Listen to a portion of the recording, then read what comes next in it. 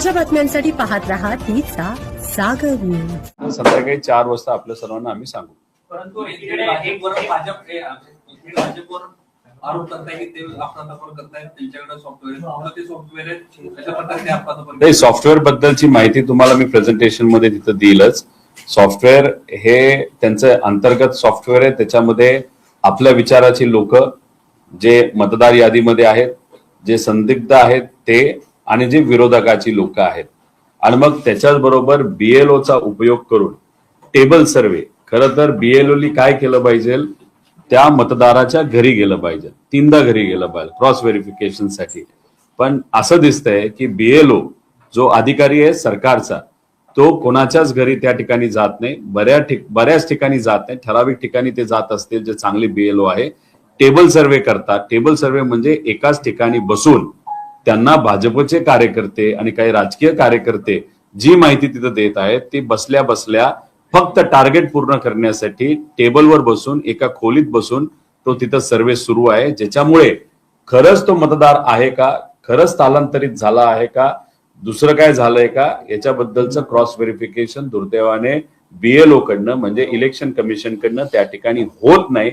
आणि हे होत नसल्यामुळे जे काही राजकीय कार्यकर्ते तिथं माहिती देत आहेत त्या माहितीचा उपयोग करून कुठं ना कुठंतरी तोंड बघून, नाहीतर कुठल्या पार्टीचा कुठला मतदार आहे ते बघून तिथे एसआयआर मध्ये काम सुरू आहे। जे वेस्ट बेंगॉलमध्ये झालं, जे बिहारमध्ये झालं, ते सुद्धा महाराष्ट्रात सुरू आहे, अशी भीती आम्हाला त्या ठिकाणी वाटते। सर, त्या दृष्टीने गेल्या आठवड्यामध्ये मुख्य निवडणूक अधिकारी एस चोकलिंगम त्यांनी पत्रकार परिषद घेतली आणि त्यांनी सांगितलं की जवळपास 1,76,00,000 मतदार जे आहेत ते एसआयआरच्या मोहिमेतून प्रक्रियेतून वगळणार आहे, परंतु त्यांना पुन्हा एकदा मतदार होण्याचे चान्सेस जे आहेत ते निवडणूक आयोग देणार आहे।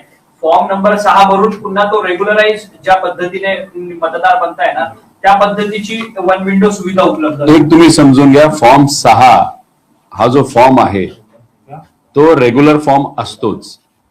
2024 जेव्हा लोकसभेचं इलेक्शन झालं आणि त्यानंतर महाराष्ट्रामध्ये लाखो मतदार वाढले, ते फॉर्म 6च्या माध्यमातून वाढले, अचानक वाढले आणि अचानक डिलीट सुद्धा झाले। त्याच्यावर तुम्ही बघितलं असेल, आम्ही प्रेझेंटेशन घेतलं होतं, तो मुद्दा आम्ही मांडला होता की शिरूरमध्ये एक उदाहरण दिलं होतं, एकाच खोलीमध्ये 1000 लोक राहतात असं तिथं दाखवलं होतं।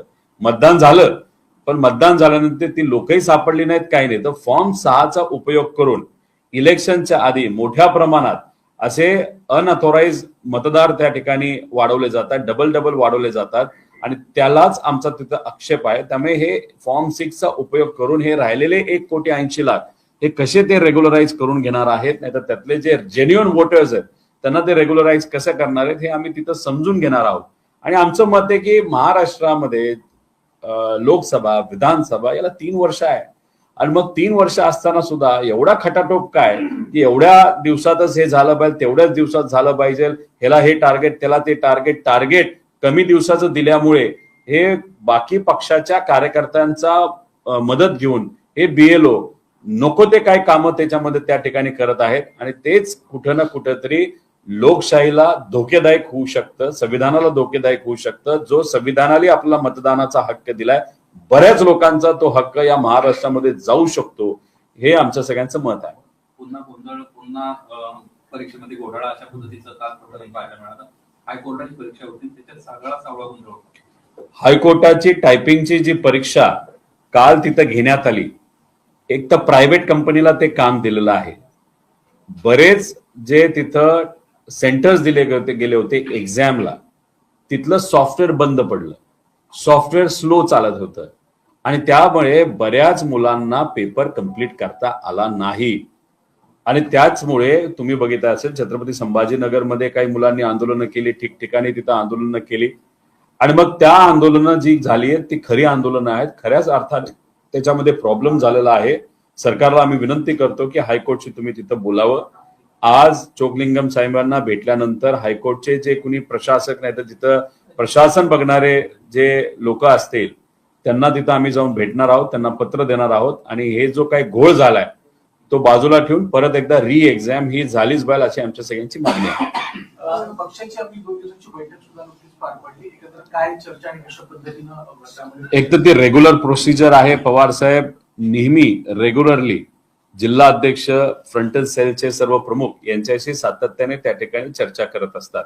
आणि त्याच्यात मग शशिकांत शिंदे साहेब, सुप्रियाताई आणि इतरही आमचे जे फ्रंटलचे प्रमुख आहेत ते आणि जिल्हा अध्यक्षांची बैठक ही तिथं होत होती. कशा पद्धतीने पुढे आपण जायचं, कसं लढायचं, कशा पद्धतीने जे काही पदाधिकारी आहेत, काही लोक काम करतात, काही करत नाहीत, कुठला मुद्दा घेऊन जावा लागेल, जिल्हा निहाय कुठले मुद्दे आपल्याला हाताळावे लागतील पार्टी म्हणून, याच्या सर्व गोष्टींची चर्चा ही गेल्या 2 दिवसामध्ये तिथं झालेली आहे.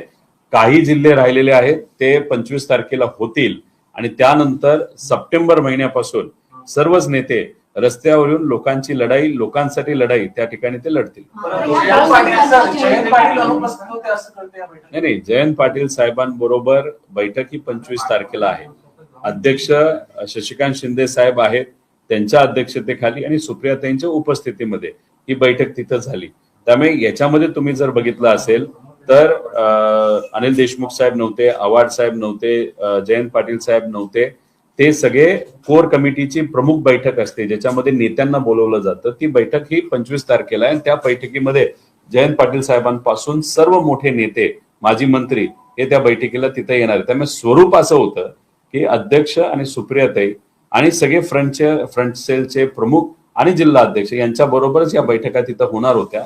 आणि साहेब तुम्हाला माहितीये ते सह्याद्री सारखं या पक्षाला त्यांनी वाढवलंय, महाराष्ट्राला त्या ठिकाणी धोरणं तिथं दिलेली आहेत. त्यामुळे साहेब नेहमी कुठल्याही बैठकीमध्ये तिथे येऊन लोकांचं मत काय हे जाणून घेतात. त्यामुळे साहेब तिथं नेहमीप्रमाणे उपस्थित होते.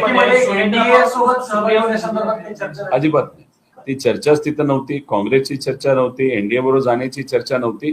पक्ष कसा आपल्याला अजून स्ट्रॉंग करायचा याच्याबद्दल 99% चर्चा त्या ठिकाणी झालेली आहे. थोडी लाच शिल्लक असेल तर माफी मागा असं अमित शहा म्हणत आहे. काँग्रेस नेत्यांना वंदे मातरम या गाण्याचा तुम्ही अवमान केला आणि त्यामुळे जर लाच शिल्लक असेल तर माफी मागा असं वक्तव्य त्यांनी केलं आहे. राजस्थानमध्ये भाजपच्या एका कार्यक्रमामध्ये आपल्या देशाचा झेंडा हा उलटा लावण्यात आला होता असं आम्हाला कळालंय. आणि तिथं सुद्धा वंदे मातरम हे जे लावण्यात आलं होतं ते चुकीचं लावलं होतं, चुकीचं गाणं होतं, चुकीची टोन होते. पण मला असं म्हणायचंय आधी भाजपली माफी मागावी त्यांनी केलेल्या चूकची आणि मग इतर लोकांना त्यांनी त्या ठिकाणी ज्ञान द्यावं. सर याच सगळ्या इलेक्शन कमिशनच्या याच्यावरती पुन्हा येतं. खरं तर अनेक बनावट जात प्रमाणपत्र जी आहेत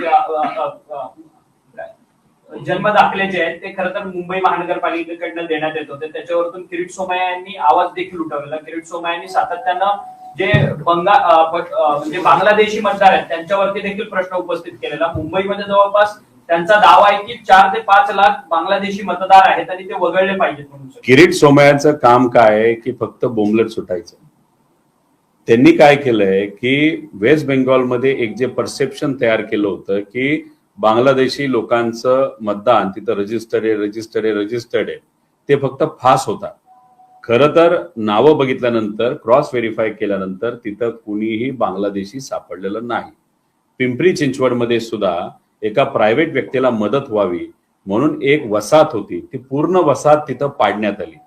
त्याच्यामध्ये बघितल्यानंतर बहुतांश हिंदू लोक होते, काही मुस्लिम होते, पण त्याच्यामध्ये कुणीही बांगलादेशी नव्हता. फक्त काय SIR चालू आहे. SIR मध्ये बऱ्यापैकी जे काँग्रेस आमच्या विचाराचे, राष्ट्रवादी विचाराचे जे लोक आहेत त्यांचं मतदान कापण्याचा प्रयत्न 100% तिथं सुरू आहे. आणि त्याला एक पांघरून घालायचं, एक वातावरण गढूळ करायचं, बांगलादेशींचं फक्त नाव घ्यायचं आणि त्याच्या नावाखाली नावं कमी करायचे, म्हणजे उद्या जाऊन लोकांनी कुणी आक्षेप तिथं घेतला नाही पाहिजे असं एक रणनीती भाजपने तिथं आखलेली आहे. आणि त्याचा एक भाग म्हणून किरीट सोमय्या जिथं जातील तिथं तेवढंच त्यांचं काम आहे की बांगलादेशी. अरे महाराष्ट्रामध्ये बांगलादेशी येत असतील तर 2014 पासून तुमचं सरकार या देशामध्ये, मग तिथे असणारे संरक्षण मंत्री असतील, खुफिया एजन्सी ज्या असतील आपल्या तुमच्या देशाच्या, आपल्या देशाच्या, ह्या सगळ्या काय करतायत तिथं? काय लोणचं घालतायत का? त्यामुळे तुम्ही म्हणताय की बांगलादेशी आले, अरे पण देशात जर बांगलादेशी तुमचं सरकार असताना येत असतील तर कुठं ना कुठंतरी तुमचे केंद्रीय मंत्री कमी पडतात हे सिद्ध होतं ना त्याच्यामध्ये. त्यामुळे किरीट सोमय्या बोलत असताना बांगलादेशीचा मुद्दा घेत असतील तर अप्रत्यक्षपणे ते कोणावर बोलतायत?